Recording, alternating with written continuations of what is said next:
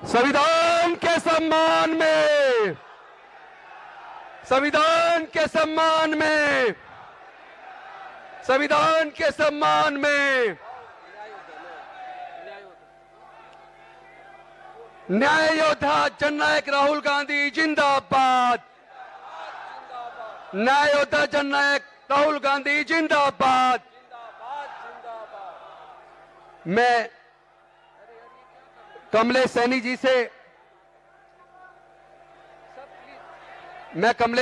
से और मिथिलेश चौहान जी से निवेदन करूंगा, वो माता सावित्रीबाई फूले और राष्ट्रपिता ज्योतिबा फूले जी की पोर्ट्रेट देकर राहुल जी को सम्मानित करें। कमलेश सैनी जी, मिथिलेश चौहान जी।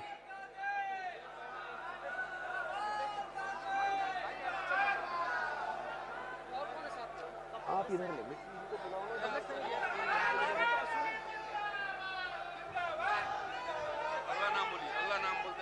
डॉक्टर केपी सिंह और मिलन सिंह चंद्रवंशी जी गदा लेकर जल्दी से राहुल जी को सम्मानित करें।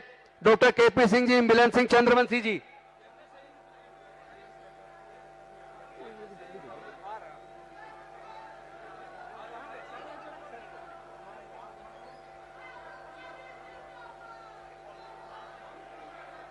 डॉक्टर केपी सिंह जी, मिलन सिंह जी।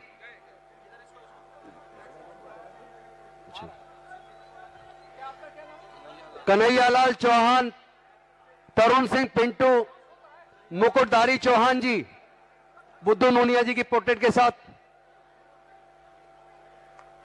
कन्हैया चौहान, तरुण सिंह पिंटू, मुकुटधारी चौहान जी अपना मोमेंटो लेके तुरंत राहुल जी को सम्मानित करें।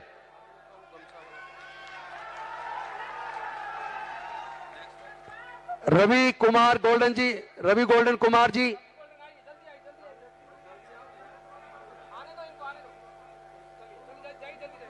इंजीनियर पूर्णिमा चौधरी जी, वंदना चौधरी जी, विनोद कुमार चौधरी जी और रानी चौधरी जी, फ्रीडम फाइटर जगलाल चौधरी जी का पोर्ट्रेट लेकर राहुल जी का सम्मान करें।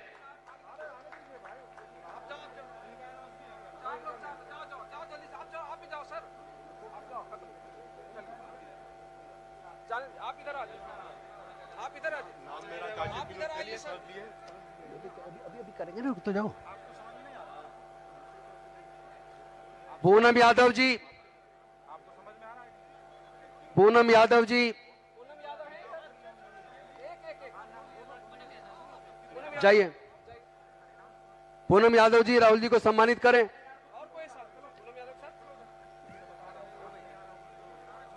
इंजीनियर राजेंद्र प्रसाद सिंह जी, जिन्होंने बाबू जगजीवन राम जी के ऊपर अनेकों किताबें लिखी हैं। इंजीनियर राजेंद्र प्रसाद सिंह जी अपनी पुस्तक जो बाबूजी के ऊपर लिखी है वो राहुल जी को देकर सम्मानित करें।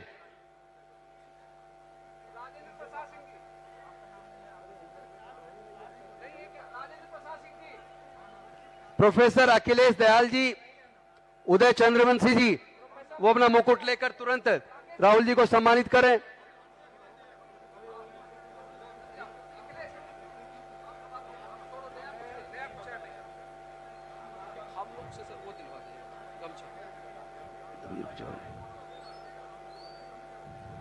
करते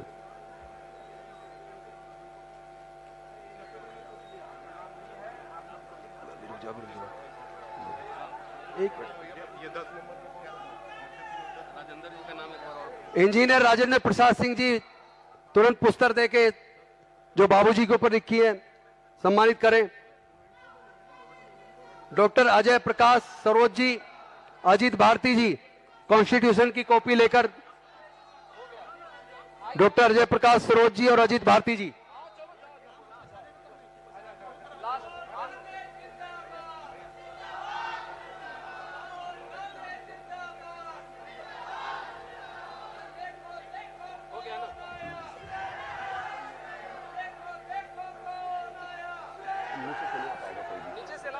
नीचे से कोई ऊपर नहीं आएगा। ना ना ना,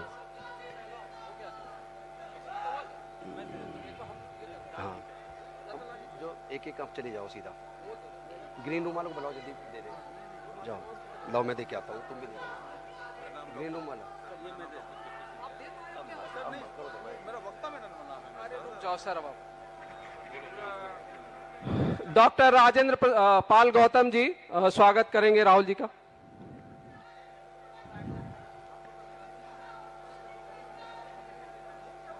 ठीक ठीक ठीक, आप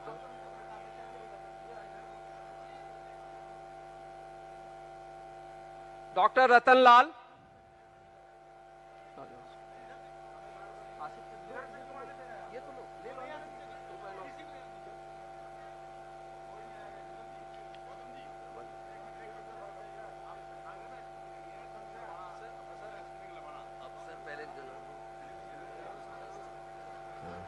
सुधांशु, प्रोफेसर सुधांशु जी, कासिफ भाई, हेलो,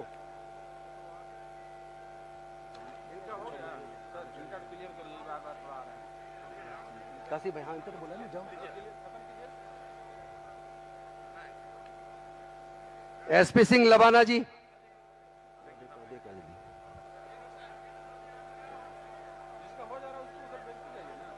अमर आजाद जी, जल्दी देखो, जल्दी जाओ। अमर आजाद जी फटाफट देखो, जल्दी आओ।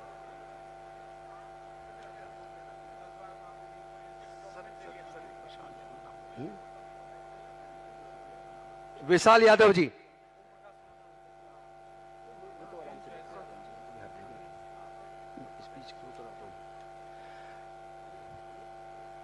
सम्मान का दौर खत्म हुआ और अब कुछ वक्ता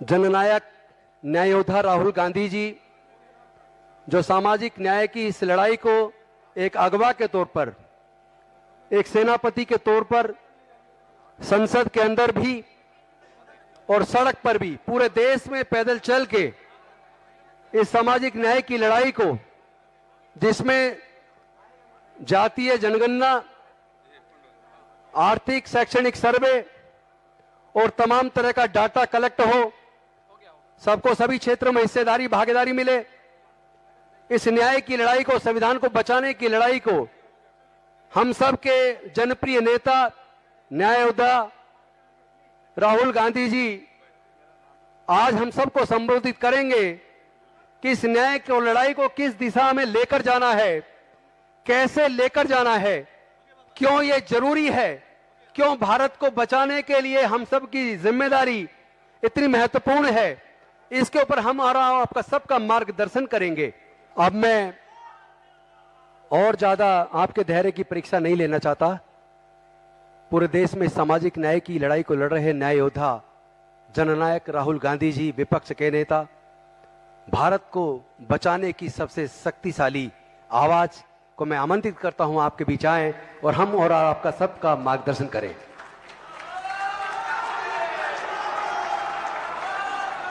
जय जय जय जय जय भीम। संविधान के सम्मान में, संविधान के सम्मान में, संविधान के सम्मान में, भारतीय संविधान जिंदाबाद, भारतीय संविधान जिंदाबाद, सामाजिक न्याय जिंदाबाद, सामाजिक न्याय लेकर रहेंगे, सामाजिक न्याय लेकर रहेंगे। राजेश राम जी, शकील अहमद खान जी, कृष्णा अलवारू जी, अंशुल अभिजित जी, शशि पंडित जी, ओम प्रकाश महतो जी, बच्चू प्रसाद बीरू जी, doctor KP Singh ji, Mukhtar Ansari ji, doctor नसीब इकबाल कमाली जी, संजीव कुमार बिट्टू जी, ज्ञान रंजन जी, उषा जी, श्याम सुंदर ठाकुर जी, भागीरथ मांझी जी, अनिल जयहिंद जी। भाइयों और बहनों, आप सबका दिल से यहां बहुत बहुत स्वागत, नमस्कार।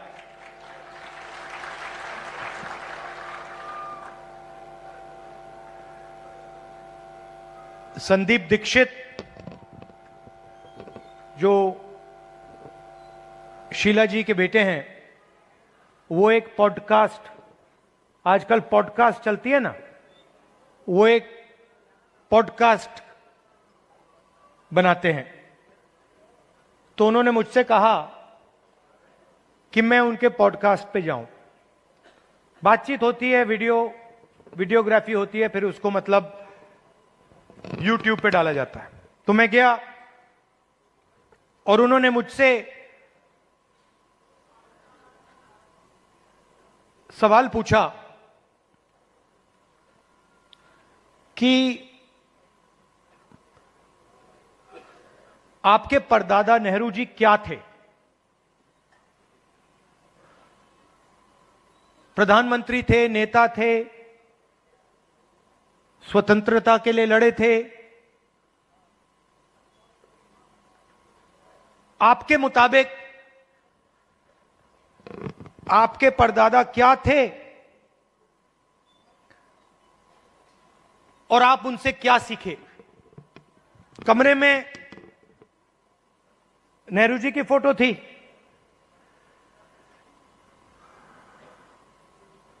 एक तरफ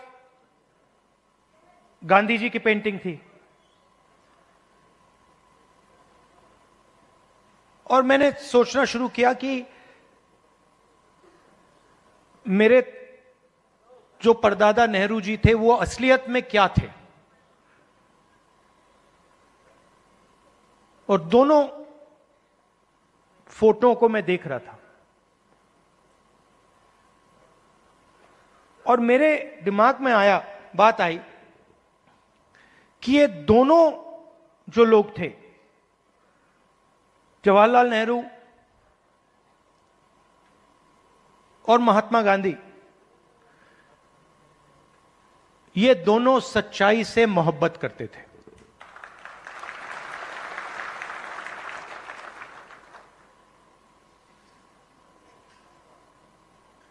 और अगली लाइन में मैंने बोला, सिर्फ नेहरू जी नहीं, सिर्फ महात्मा गांधी जी नहीं, उसमें आप एक लंबी लिस्ट लगा सकते हो।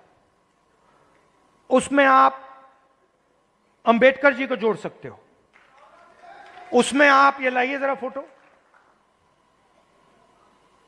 उसमें आप इनको भी जोड़ सकते हो। और ये फोटो अभी मैंने देखी थी, मुझे बहुत अच्छी लगी। क्यों अच्छी लगी बताइए?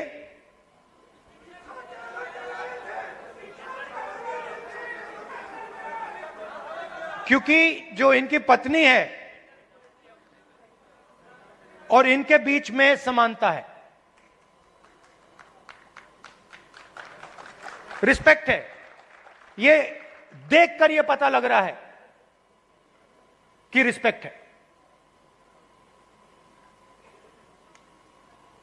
तो ये सब लोग,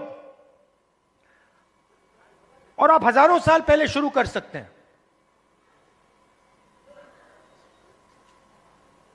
बुद्ध भगवान सच्चाई से मोहब्बत करते थे, सच्चाई से दूर नहीं जा सकते थे।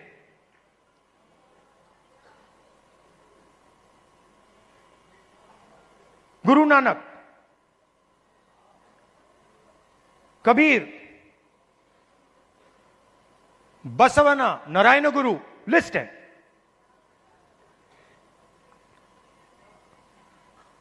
तो लोग मुझे कहते हैं कि ये संविधान 1947 में लिखा गया था, और मैं उनसे कहता हूं नहीं, यह संविधान हजारों साल पुराना है। और इस किताब के अंदर अंबेडकर जी की सोच, फूले जी की सोच, गांधी जी, नेहरू जी, गुरु नानक जी, कबीर, जिन लोगों को हिंदुस्तान मानता है और रिस्पेक्ट करता है, उनकी सोच इसके अंदर है। तो जब मैं इस किताब को, और जब आप इस किताब को ऐसे पकड़ते हो, आप 70-80 साल पुरानी किताब को नहीं पकड़ रहे हो, आप हजारों साल पुरानी विचारधारा की रक्षा कर रहे हो।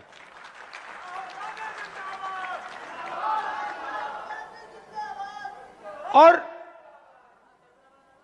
अगर हम सच्चाई की बात करें तो क्या इसमें सावरकर जी की विचारधारा है? हो ही नहीं सकती, क्योंकि वो सच्चाई का सामना नहीं कर पाए। अब ये बात किसी को अच्छी लगे ना लगे, ये सच्चाई है तो मुझे ये बोलनी ही पड़ेगी। तो कॉन्स्टिट्यूशन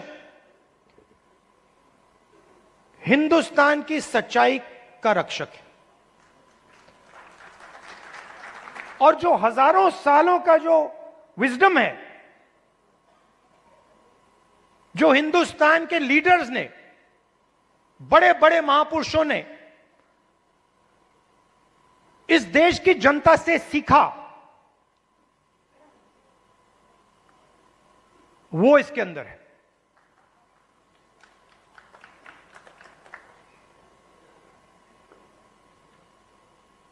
अंबेडकर जी ने दलितों की लड़ाई लड़ी, दलितों के लिए लड़ाई लड़े। सिखाया किसने? सिखाया देश के दलितों ने। जो देश के दलितों के अंदर दर्द था, उस दर्द को अंबेडकर जी समझे, उस दुख को अंबेडकर जी समझे, उस सच्चाई को अंबेडकर जी समझे, और उस सच्चाई के लिए अंबेडकर जी लड़े। इसीलिए महात्मा गांधी की autobiography my experiments with truth, Mahatma Gandhi की autobiography my experiment with lies नहीं थी, जो शायद मोदी जी लिख पाएंगे। तो सच्चाई की ही लड़ाई चल रही है। और आजकल क्या हो रहा है, सच्चाई बोलना हिंदुस्तान में मुश्किल है, आसान नहीं। आप देख लीजिए, हमारी पॉलिटिक्स को देख लीजिए, पॉलिटिक्स को देख लीजिए, बड़े बड़े नेताओं को देख लीजिए, बोल नहीं पाते हैं। पूरा देश जानता है कि सच्चाई ये है, और बड़े से बड़े नेता चुप हो जाते हैं। ये पूरे देश को दिख रहा है। मगर एग्जाम्पल क्या दिया? बुद्ध भगवान ने, अंबेडकर जी, गांधी जी, इन लोगों ने एग्जाम्पल क्या दिया? डरना नहीं है, जो सच्चाई है वो देश के सामने रखनी है। और यही आप लोग कर रहे हो, यही आप लोग कर रहे हो। आप लोग डरते नहीं हो, आप लोगों को दबाया नहीं जा सकता है। आपके अंदर, खून के अंदर फूले जी, अंबेडकर जी, गांधी जी, ये सब आपके खून के अंदर हैं, और इनकी विचारधारा आपके खून के अंदर है, मेरे खून के अंदर है, और इसको कोई नहीं मिटाने जा रहा है, कोई मिटा ही नहीं सकता। मैं आपको आज 2-3 चीजें कहना चाहता हूं, मगर मेरी माइंड में एक सवाल है। तो सबसे पहले मैं आपसे सवाल पूछना चाहता हूं, देखना चाहता हूं, आप में से, आपने देखा होगा अमेरिका के राष्ट्रपति ने स्टॉक मार्केट की धज्जियां उड़ा दी हैं, देखा होगा, देखा ना? अच्छा, आप मुझे बताइए, आप में से, इस भीड़ में से कितने लोग स्टॉक मार्केट में पैसा डालते हैं? हाथ उठा के दिखाइए। अब ये देखिए, घूम के देखिए, यहां पे 1% से कम लोग स्टॉक मार्केट में पैसा डालते हैं 1% से कम। अगर यहां 100 लोग हैं तो एक हाथ उठ रहा है। तो यह स्टॉक मार्केट आपका औजार नहीं है। इसमें अनलिमिटेड पैसे बने, मगर इसका फायदा आपको नहीं मिला।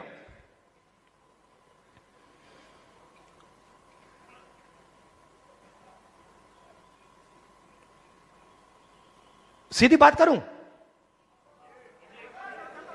सीधा बोलूं, ठोक के। हमारे यहां पे केपी सिंह जी हैं। कहां हैं केपी सिंह जी? आइए आइए। केपी सिंह जी, अब गलत मत मानना जो मैं कहने जा रहा हूं। देखिए, केपी सिंह जी ने कहा, बैठिए बैठिए, आइए। केपी सिंह जी ने कहा कि मैं ऑर्थोपीडिक सर्जन हूं।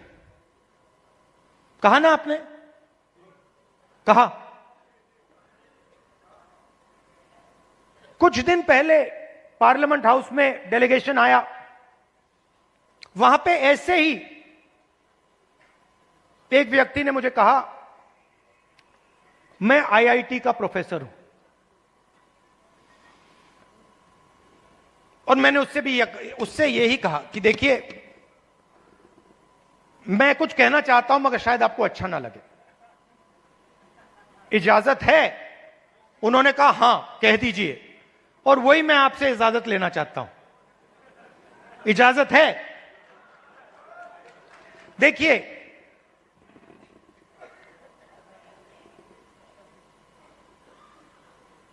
आप में ऑर्थोपीडिक सर्जन की स्किल है,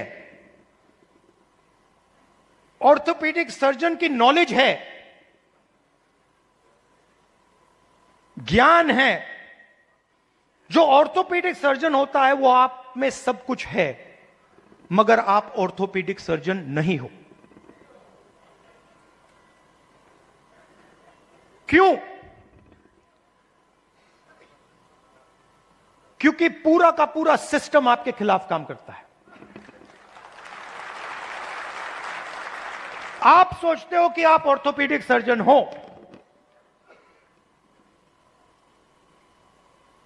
मगर आप अस्पताल को कभी नहीं चला पाओगे। आपको चलाने नहीं दिया जाएगा, कभी नहीं चलाने दिया जाएगा। और अगर आप में क्षमता चलाने की हो तो आपको फाइनेंस नहीं मिलेगा, पैसा नहीं मिलेगा, बैंक लोन नहीं मिलेगा।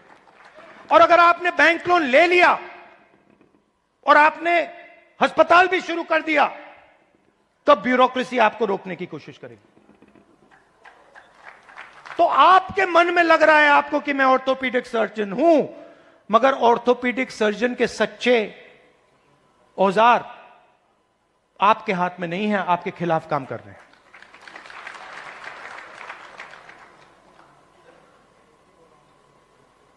डेलीगेशन में दलित प्रोफेसर ने मुझे कहा कि मैं आईआईटी प्रोफेसर हूं। मैंने उनसे कहा नहीं भैया, आईआईटी प्रोफेसर की पूरी क्वालिफिकेशन आप में है,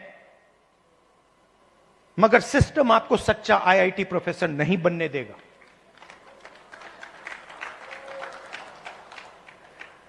और यह सच्चाई आस्ते आस्ते आस्ते आस्ते मुझे बहुत गहराई से समझ आ गई है। इस देश में अगर आप दलित हो, पिछड़े वर्ग के हो, आदिवासी हो, माइनॉरिटी हो, और उसमें मैं महिला भी जोड़ सकता हूं, पिछड़ा बोला, ईबीसी हो, अति दलित हो, अगर आप अपर कास्ट के नहीं हो तो आप सेकंड क्लास सिटीजन हो। और मैं ये ऐसे नहीं बोल रहा हूं, मैं सोच समझ के बोल रहा हूं, मैं पढ़ लिख के बोल रहा हूं, और मैं सिस्टम को बहुत गहराई से देखने के बाद बोल रहा हूं। मैं आपको 2-3 उदाहरण देना चाहता हूं। तेलंगाना में हमने कास्ट सेंसस किया और बात अब तेलंगाना में कास्ट सेंसस से बहुत आगे निकल गई है।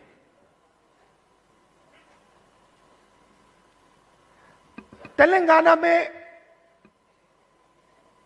हम आपको ऐसा इंफॉर्मेशन दे सकते हैं, सामाजिक इंफॉर्मेशन, कि आप अपने सपने में भी नहीं देख पाओगे। वो कैपेबिलिटी अब तेलंगाना की सरकार के हाथ में है। मैं आपको आज स्टेज से बता सकता हूं कि अगर आप तेलंगाना में देखें और उन लोगों की लिस्ट निकालें जिन्होंने बैंक लोन लिया है,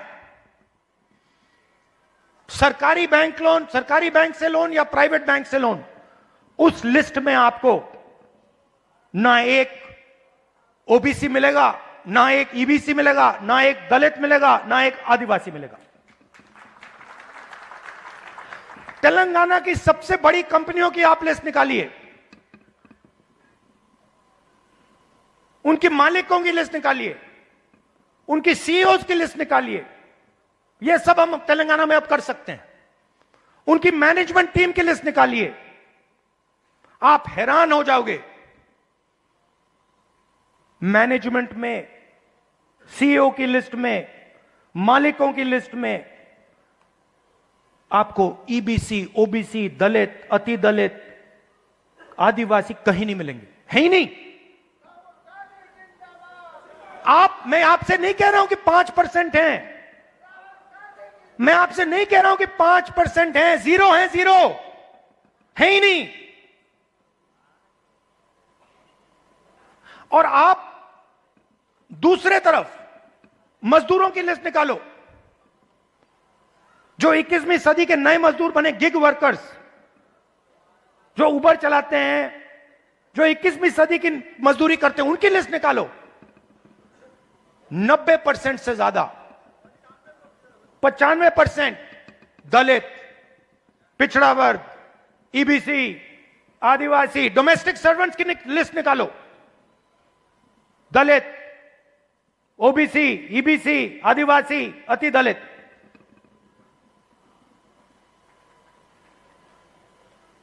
और मैं सिर्फ कंपनियों की बात नहीं कर रहा हूं, मैं अस्पतालों की बात कर रहा हूं, शिक्षा के सिस्टम की बात कर रहा हूं, सरकार की बात कर रहा हूं, कॉर्पोरेट इंडिया की बात कर रहा हूं। जहां भी आप देखो, आप हुई नहीं।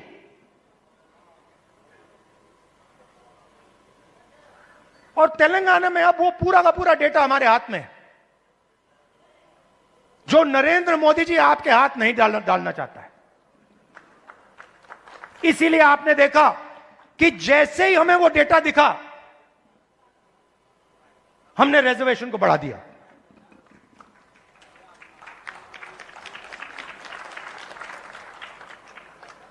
मैंने नरेंद्र मोदी जी को लोकसभा में सामने बोला, ये जो फेक दीवार बना रखी है 50% रिजर्वेशन की, इसको अगर आप नहीं तोड़ोगे तो हम इसको तोड़ के गिरा के फेंक देंगे। और दूसरी बात, इस देश के दलितों को, पिछड़ों को, ईबीसी, ओबीसी, अति दलित, आदिवासी, गरीब जनरल कास्ट के लोगों को पता लगना चाहिए कि इस देश की सच्चाई क्या है। कि 5%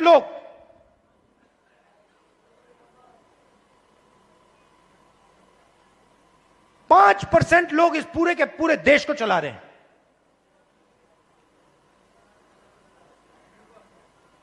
दस 15 लोग हैं जिन्होंने पूरे के पूरे कॉर्पोरेट इंडिया को पकड़ रखा है। अदानी, अंबानी, 10 नाम है। और आपका लाखों करोड़ रुपया सीधा आपके जेब में से उनके जेब में ट्रांसफर होता है।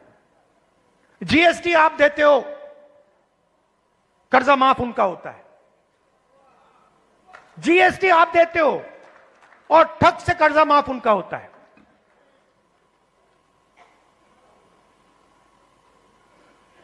आप स्कूटर में पेट्रोल भरते हो,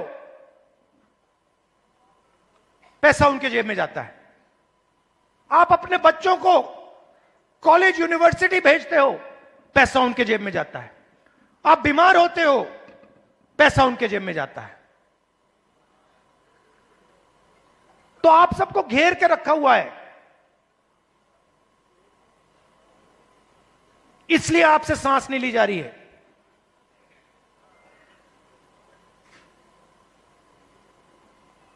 क्योंकि पूरे सिस्टम ने आपको घेर के रखा हुआ है, और उसमें गरीब जनरल कास्ट भी हैं। वो भी उन कंपनियों में नहीं जा सकते, वो भी डॉक्टर नहीं बन सकते, वो भी लॉयर नहीं बन सकते।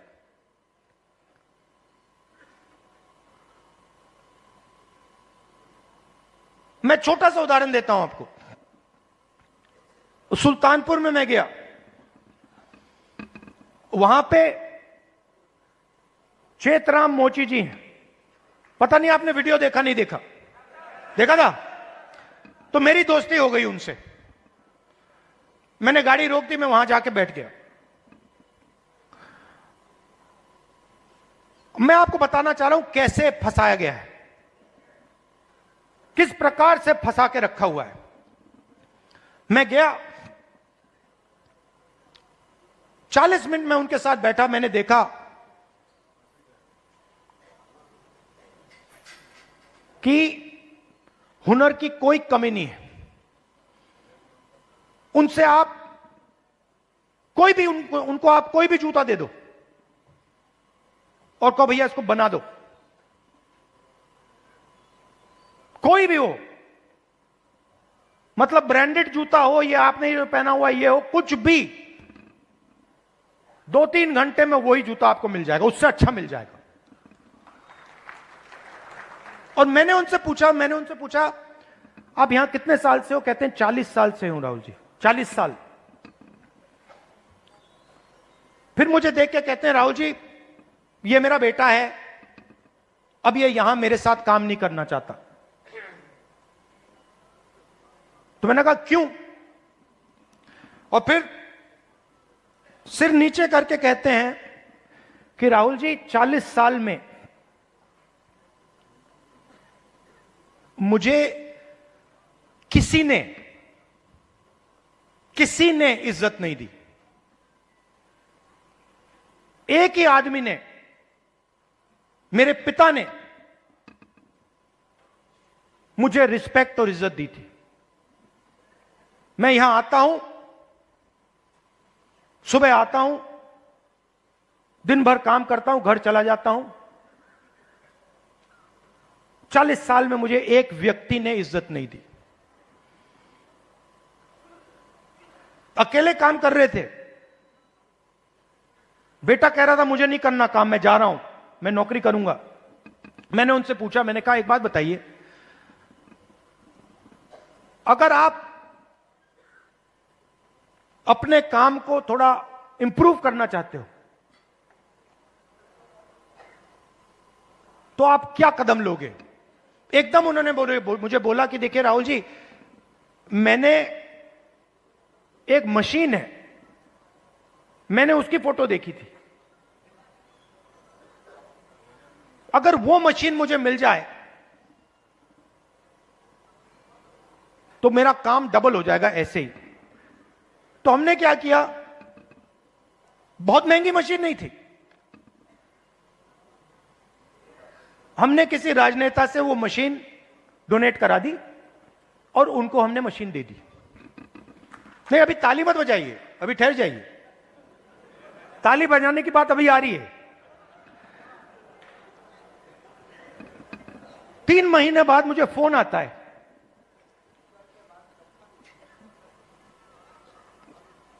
चेतराम मोची जी कहते हैं राहुल जी मैं बड़ा खुश हूं। मैंने कहा क्यों? कहते हैं राहुल जी मेरी अब 2 दुकानें हैं, 10 लोग मेरे लिए काम करते हैं।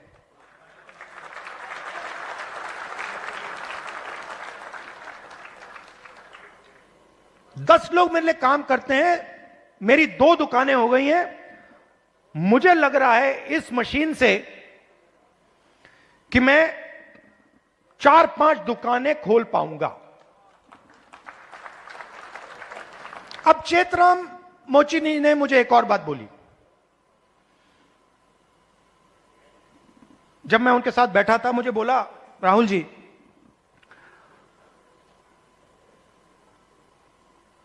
यूपी सरकार ने मुझे एक बार ट्रेनिंग पे बुलाया।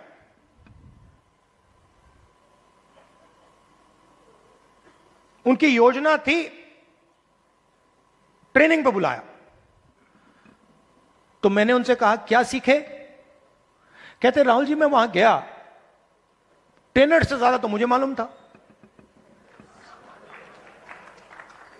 वो ट्रेनर को मतलब वो तो ट्रेनर मोचे ही नहीं था, उसको तो कुछ मालूम ही नहीं था। मैंने कुछ टाइम उसको समझाने की कोशिश की, मगर फिर वो समझा नहीं तो वापस आ गया। अब आप देखिए, हुनर किसके हाथ में है? चेतराम जी के हाथ में। ट्रेनिंग कौन दे रहा है?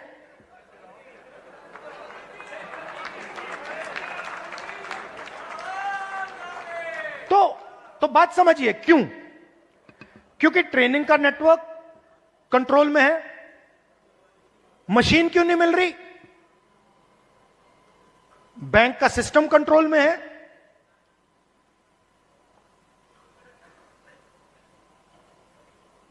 ट्रेनिंग क्यों नहीं हो रही? क्योंकि चेतराम जी ट्रेनिंग के सिस्टम में ही नहीं है। जिसके पास हुनर है, जिसके पास ज्ञान है, वो ट्रेनिंग करा ही नहीं रहा है। तो मैंने क्या किया? इससे मैंने क्या सीखा? मैंने तेलंगाना के चीफ मिनिस्टर को चिट्ठी लिखी और मैंने उनको सुझाव दिया। मैंने कहा कि देखिए, ये पता लगाइए आप कर सकते हैं या नहीं। आईटीआई के सिस्टम में क्या होता है? ट्रेनिंग होती है, बढ़ई की ट्रेनिंग होती है, प्लम्बर की ट्रेनिंग होती है, मोची की ट्रेनिंग होती है, कुम्हार की ट्रेनिंग होती है, ये सब ट्रेनिंग होती है। तेलंगाना में मैंने चीफ मिनिस्टर को सुझाव दिया कि आप ऐसे कीजिए, आप सर्टिफिकेशन सेंटर बनाइए। तेलंगाना में लाखों मोची हैं, नेटवर्क है मोची का। उस नेटवर्क के अंदर हुनर है, कैपेबिलिटी है। मैंने चीफ मिनिस्टर से कहा कि ट्रेनिंग इनसे करवाइए। तो हजारों मोची, जो गुरु शिष्य की परंपरा है हिंदुस्तान में, हजारों मोची ट्रेनिंग कराएंगे। सर्टिफिकेशन सरकार करेगी और जब एक मोची ट्रेनिंग करेगा और उसका शिष्य सर्टिफिकेशन पाएगा तो मोची के बैंक अकाउंट में सीधा सरकार पैसा डालेगी। तो मेरा कहना है, सवाल पूछता हूं आपसे, बढ़इयों के लिए हिंदुस्तान में बैंक क्यों नहीं है? मोचियों के लिए हिंदुस्तान में बैंक क्यों नहीं है? बढ़इयों का अपना ट्रेनिंग सेंटर क्यों नहीं है? हुनर तो उनके पास है। तो जाति जनगणना जो हमने तेलंगाना में किया है, वो विकास के सिस्टम को ही बदलने जा रहा है। क्योंकि हम 21वीं सदी में जी रहे हैं।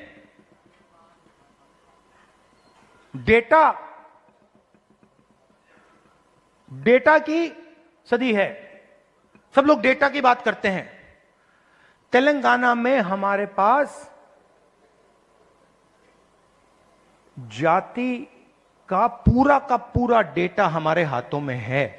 और इस डेटा के साथ हम तेलंगाना की पूरी राजनीति को बदल सकते हैं। और जो सचमुच में आपका हक है, जाति जनगणना के माध्यम से वो हम आपको दिलवा सकते हैं। और सीधी सी बात है, बहुत सारे लोग कहते हैं कि भैया देखो, जाति जनगणना नहीं होना चाहिए। मोहन भगवत जी कहते हैं जाति जनगणना नहीं होना चाहिए।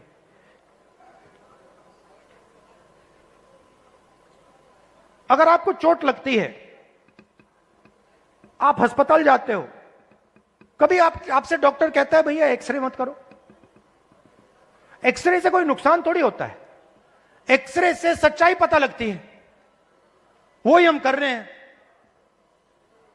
एक प्रकार से हम सामाजिक एक्सरे कर रहे हैं कि भैया सच्चाई क्या है, किसके पास कितना धन है, कौन कहां बैठा है, ब्यूरोक्रेसी में कितने लोग हैं, गरीब लोग कितने घुस पा रहे हैं, कौन सी जात के लोग कहां घुस रहे हैं, कहां जा रहे हैं, किन लोगों को कैसे रोका जा रहा है, ये सब जाति जनगणना से मिल जाएगा। तो ये एक क्रांतिकारी कदम है, क्रांतिकारी कदम है। इसीलिए आरएसएस और बीजेपी इसको रोकना चाहते हैं, और इसको अब दुनिया की कोई शक्ति नहीं रोक सकती है। बिहार में कांग्रेस पार्टी का मैं आपको रोल बताता हूं। देखिए,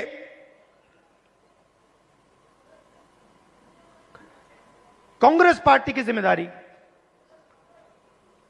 गठबंधन की जिम्मेदारी, जो गरीब लोग हैं, जो कमजोर लोग हैं, ईबीसी, ओबीसी, दलित, महादलित, गरीब जनरल कास्ट के लोग, इन सब को जोड़कर, इन सबको जगह देकर, इज्जत देकर, रिस्पेक्ट देकर आगे बढ़ने का काम कांग्रेस पार्टी का। और मैं आपसे पहला व्यक्ति हूंगा जो आपसे कहेगा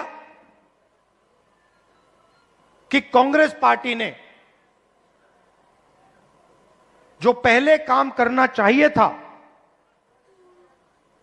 जिस गति से काम करना चाहिए था, जिस मजबूती से बिहार में काम करना चाहिए था, वो हमने नहीं किया। और हम अपनी गलती से समझे हैं, और अब हम बिना रुके पूरी शक्ति के साथ जो बिहार के कमजोर लोग हैं, बिहार के गरीब लोग हैं, छोटी जात, छोटी अलग अलग जो ओबीसी, ईबीसी, दलित, महादलित के लोग हैं, उन सब को हम लेकर एक साथ हम आगे बढ़ेंगे। कुछ दिन पहले हमने अपने डिस्ट्रिक्ट प्रेसिडेंट्स चुने, और मैं ये नहीं कहूंगा कि ये बहुत बड़ा कदम है, मगर ये एक जरूरी कदम है। पहले हमारे डिस्ट्रिक्ट प्रेसिडेंट्स की लिस्ट में 2/3 अपर कास्ट के लोग थे। अब हमारी नई डिस्ट्रिक्ट प्रेसिडेंट्स की लिस्ट में 2/3 ईबीसी, ओबीसी, दलित, पिछड़ा वर्ग, माइनॉरिटी के हैं। और अगर आप हमारे वर्किंग प्रेसिडेंट्स को देखें तो यह बात और भी गहराई से हुई है। मैंने और खारगे जी ने बिहार की टीम को साफ बता दिया है कि आपका काम बिहार के गरीब जनता की रिप्रेजेंटेशन का काम है। आपका काम दलितों, ईबीसी, ओबीसी, गरीब जनरल कास्ट, महिलाओं को जगह देने का काम है और आपको यह काम बिना झिझके, बिना डरे यह काम पूरा करना है। हम राजनीति में आपके लिए दरवाजा खोलना चाहते हैं। आपके युवाओं को हम राजनीति में लाकर, आपको हम राजनीति में लाकर बिहार का चेहरा बदलना चाहते हैं।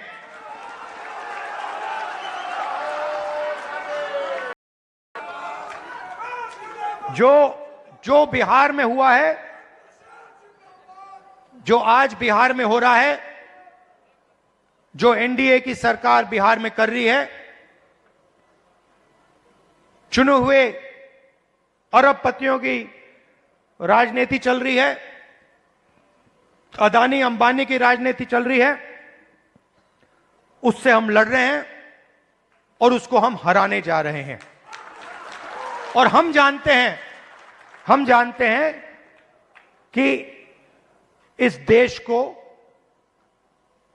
बिहार की जनता डायरेक्शन देती है। जब भी राजनीतिक बदलाव आता है, अंग्रेजों के खिलाफ राजनीतिक बदलाव आया, बिहार की जनता ने यह बदलाव लाने का काम किया था और हम समझते हैं कि बिहार की जनता फिर से यह काम करना चाह रही है और यह काम करेगी।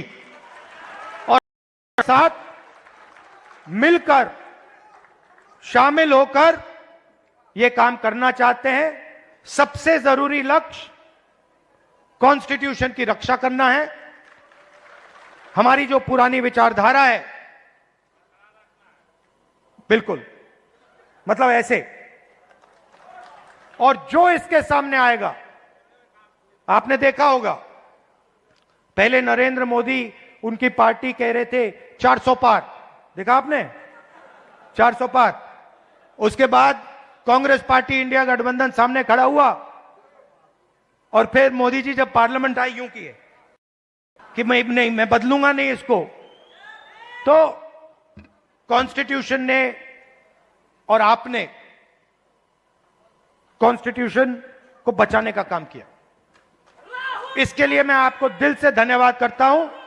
और जहां भी देखिए,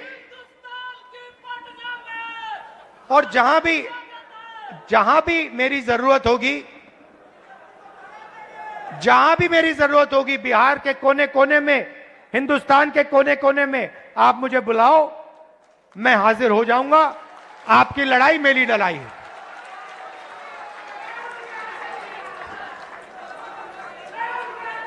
दिल से आप सबका बहुत बहुत धन्यवाद।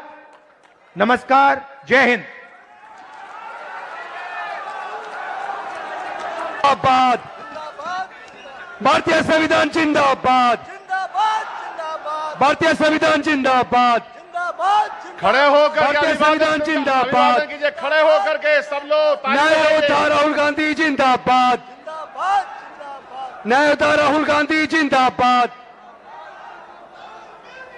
जय जय जय जय जय भीम, जय जय जय जय जय भीम, जय जय जय जय जय भीम। बहुत बहुत धन्यवाद आप सभी का। आप सभी संविधान सुरक्षा सम्मेलन में आए। अब संविधान के ऊपर किसी प्रकार की आंच हम और आप मिलकर नहीं आने देंगे और समाज की ये सामाजिक न्याय की लड़ाई आगे बढ़ेगी। आप सबका शांतिपूर्वक तरीके से बैठकर इस आने वाली हमारी लड़ाई जाएगी सुनने के लिए और आगे की लड़ाई के लिए तैयार होने के लिए बहुत बहुत धन्यवाद, शुक्रिया। जय हिंद, जय भीम, जय भारत, जय संविधान, जोहार।